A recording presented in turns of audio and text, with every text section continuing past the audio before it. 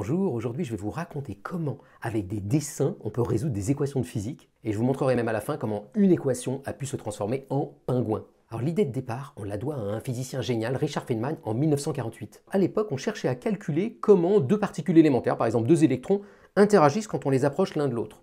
Ça peut sembler hyper facile, on se dit ils se repoussent électriquement, pas du tout. En physique quantique, le calcul est bien plus compliqué. Et là, Feynman a l'idée des dessins.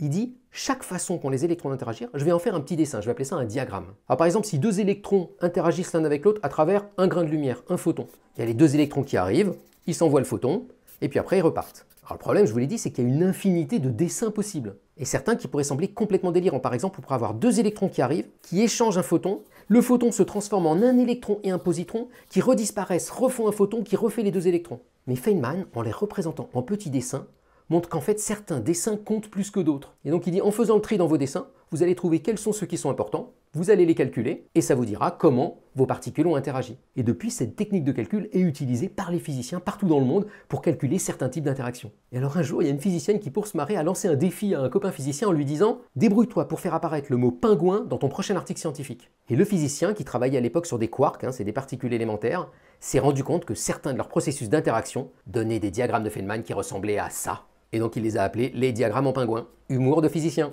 Bonne journée!